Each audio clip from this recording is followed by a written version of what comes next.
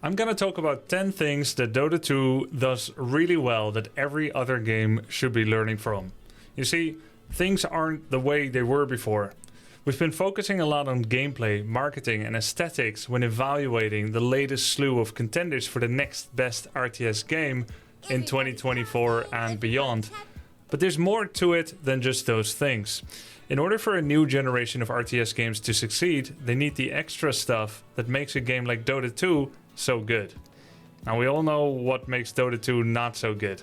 Oftentimes the community is quite toxic. But literally everything else about Dota 2 is so good and is pretty much a 10 out of 10. Dota 2 stands as a shining example of what a games client should have. Warcraft 3, League of Legends and Stormgate, which is coming up, and any other game could greatly benefit to learn from Dota 2's client and the amazing engineering that went into the game. And I'm going to be sharing a top 10 list of things that everyone should also like to have in their game. Number 1. Across different games that you play, as you start a new game, control groups will be remembered to the last unit that they were assigned to, even from game to game. We've been seeing some innovations where units get automatically added to control groups in games like Stormgate or Zero Space, but I really like what Dota 2 does.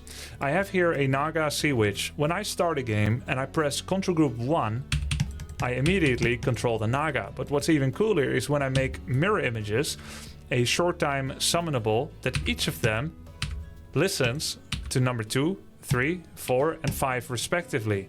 This is because the last time I played Naga Siren, I control grouped all these illusions. Each of them have a unique identifier code under the hood in Dota 2, and it is remembered that the unit that identifies as 2 that I gave them control group 2. So it's super cool. Every time you make images, you can immediately split them as you like without having to group everything separately. Feral spirits for Farseer in Warcraft 3 always have to be grouped manually again and again. If you're not sure if this is a functionality that your game should like to have, you could always have a toggle in the settings that enables this or disables this. But the existence of this greatly pleases me, and I feel like it'd be really helpful in other games. The second part that makes it such a joy to play Dota 2 is that you're going to get extremely detailed post-game analytics. League of Legends, Warcraft 3 and Stormgate do not hold a candle to the fire, the roaring fire that Dota 2's post-game analytics is. Let me show you. So first of all, you've got the scoreboard where you can see the kills, the deaths, the assists, the net worth that you've accrued over the game, all the items that you had at the end of the game. But what's also really cool is if there are quest stacks, aka let's say every time you get a kill, you get bonus damage forever in that game on that ability. In Heroes of the Storm, in the post-game stats, those are no longer shown, but in Dota 2, they will be shown right here. For example, Lion might have 6 Finger of Death kills here, and you'll see it there. The amount of last hits, denies, GPM, all that good stuff, things that defined how the game was played. How many wards did everyone buy? Which abilities did you go? In which order? Even the pick order in the draft is remembered. But there's more than that. But wait, there is more. There is a Dota 2 Plus, which you do have to pay for on a monthly basis. It's a subscription. There's a Dota 2 Plus analytics that show in the green line the probability that you have to win the game at every part in the game. This is a machine learning algorithm that's based on the aggregate total of all the games that were ever played in Dota 2. And then you can see that on the middle line, I think they could display it a little better. They could say like 50% win chance in the middle. They could say 83% on this line. And they could say 63% or whatever it is, 57% I believe it is on this one. It's also not a linear increase in percentage. As I said, this is 83%. So this represents the final 17%. Actually, it is linear. No, it is linear. It is linear. But it'd be nice if it showed the number here. Be that as it may, here you have a visual representation of the win chance, which is offered by the Dota Plus subscription that I have and that maybe not everyone has. But I think it's super cool that it exists, and I think it's worth paying as well. So at this point in the game, at 26 minutes, this team, the Radiant, had an 83% win chance. Super cool to see, because sometimes you'll open a game in your match history and you'll see like, oh wow, our win chance was really bad, but then we came back. For instance, this game, we had a 50% win chance. We dropped to actually something like 63% chance to lose, which means 37% chance to win. Then we came back. We got all the way to something like a 95% win chance, but threw it and it went back to 83%. Seeing these things is so interesting and fun, and it adds a lot. I think every game should have it. But wait, there is more. Everyone's player net worth, the amount of gold that they had, their levels, the items that they got, in which order. There is a personal performance index that shows your last hits, your denies, based on averages at your level.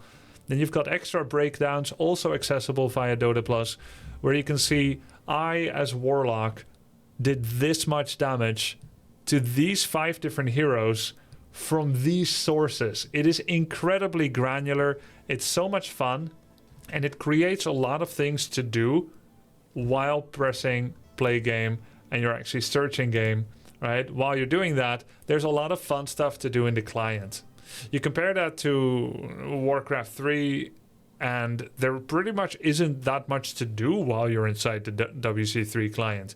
Heroes of the Storm, there really isn't much to do. In fact, the post-game stats screen that is available in Heroes of the Storm after a match ended is never recoverable again, even by navigating to your match history.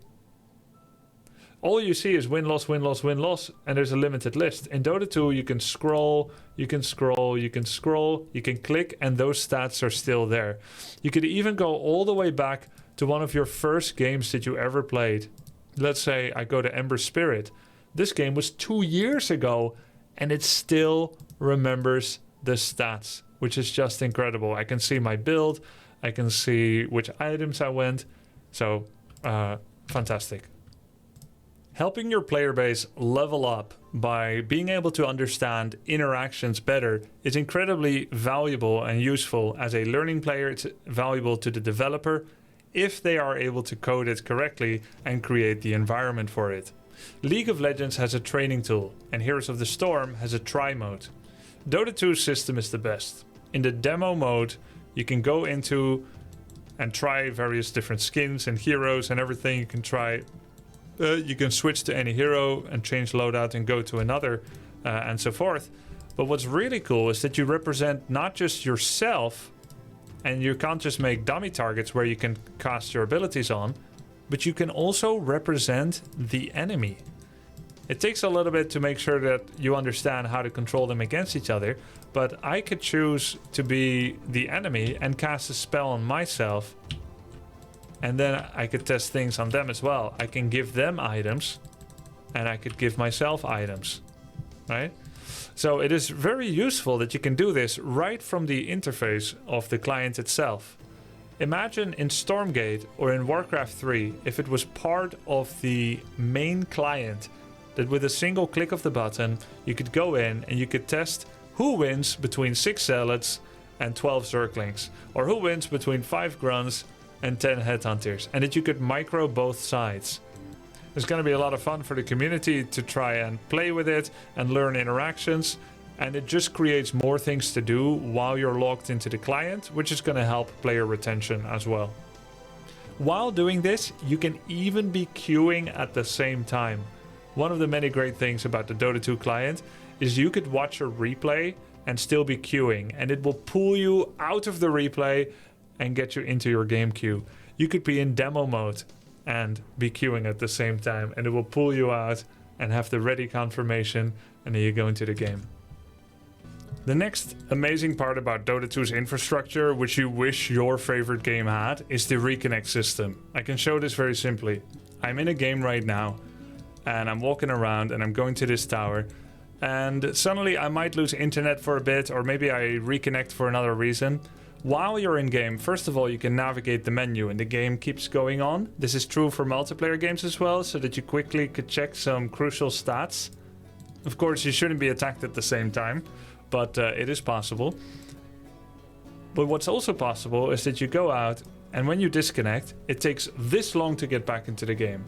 5, 6, 7, 8, 9, 10, 11, 12, 13.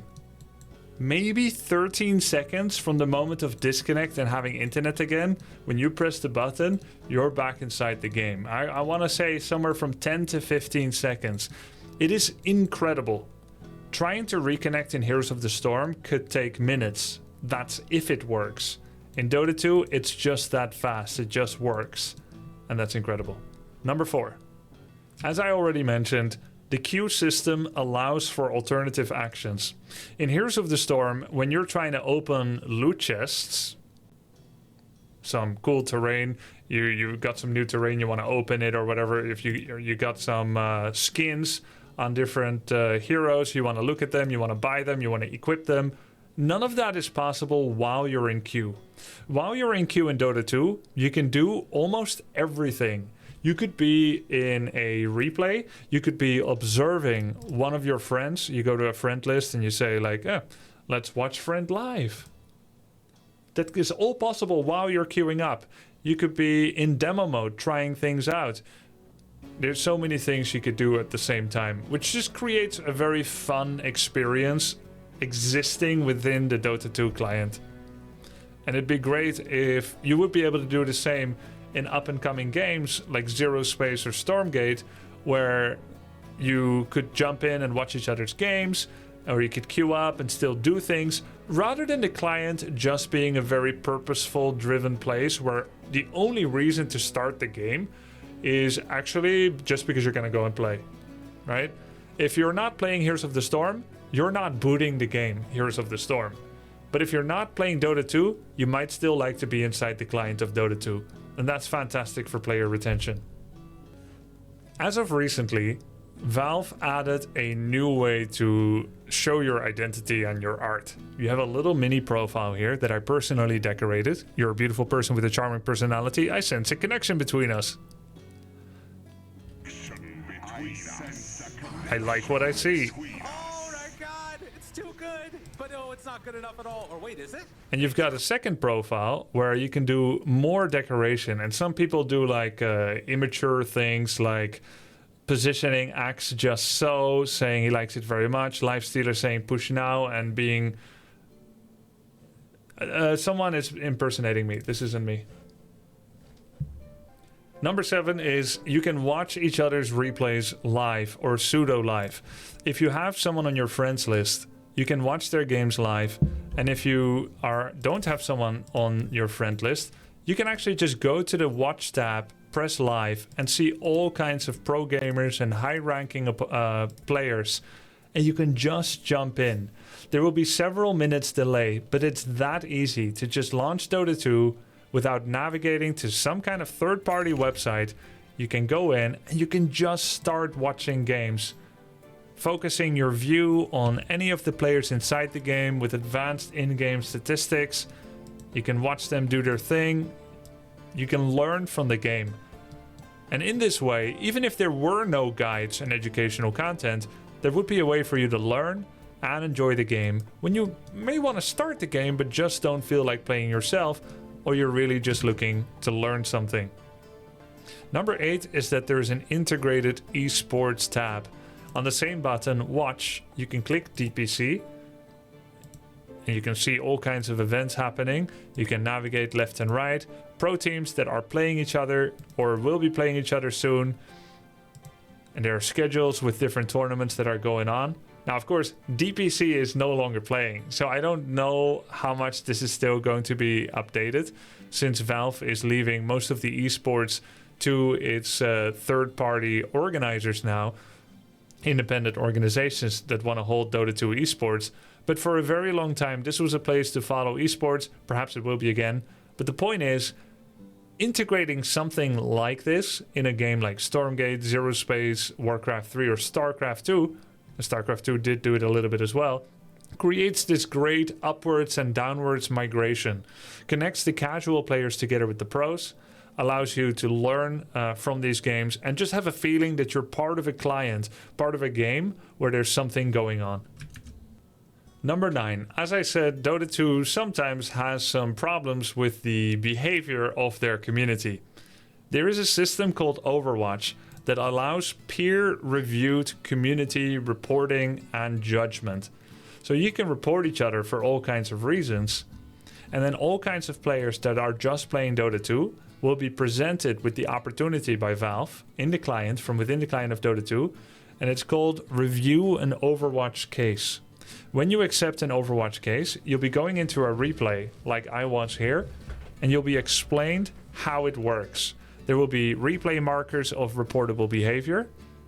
In this game, a Riki was reported for griefing, aka playing without the intent to be productive. Right? Maybe you're stealing things from your allies. Maybe you are deliberately getting yourself killed under the tower, etc. Then you'll be making a judgment as the reviewer about whether that player was griefing or not. You'll be presented with a screen that says, were they guilty, yes or no? At the very end, that looks like this. Did they do cheating, hacking, and scripting? Guilty, not guilty. Did they do griefing or abusive behavior? Guilty, not guilty. After this, there will be punishments when enough people say that they were guilty. There's a lot of automated machine learning behavior by Valve that can also pick up on whether people are scripting or griefing in certain ways. But some of it needs a human eye, and Valve uses the community against itself or for itself to improve these things. Warcraft 3 also has people that grief, but sadly Blizzard has nothing set up to deal with that, either by hiring GMs that look after behavior, nor having a peer-reviewed system. And I think, for one, it would be a great thing for WC3 or for Stormgate or games like it that want to come up and have a focus as well on multiplayer. And the final point. When an ally inadvertently or deliberately disconnects from a ranked game, all players get punished not just by the loss of ranking points, but also by the requirement to finish the game that you're in without really much of a chance to win, being a man down. Dota 2 has a system where if this happens early on in the game, all players are allowed to leave the game without a penalty to their behavior score. Behavior score penalties can lead to certain privileges withdrawn when playing Dota 2. Because it recognizes that they may not want to or need to play out the game. If someone disconnects later in the game, you can also leave after a 5-minute period of having that drag on without a penalty to your behavior score. You'll still lose MMR, but at least you don't have to play out the whole thing. If it happens early and no kills were made yet, it is even possible for Dota players to leave without losing MMR. I think that's a really nice balanced system that I wish other games had. In a Warcraft 3 4-on-4 game, you have a lot of people griefing because they feel a sense of impunity since Blizzard isn't punishing it. Someone could leave the game and then you just have to leave too. You lose MMR. But in Dota 2, there's a little bit of a stopgap system against it, and I, for one, love it. So this was my list of 10 things that I think games and up-and-coming RTS games can learn from the amazing Dota 2 client that it has. Are there any others that you've thought of? Things that you would like to see included in games like Stormgate or others that make being inside the client more fun and make the overall robustness of the game better? Let me know in the comments below. And don't forget, if you like this video, to subscribe to this channel. Thank you very much. See you next time.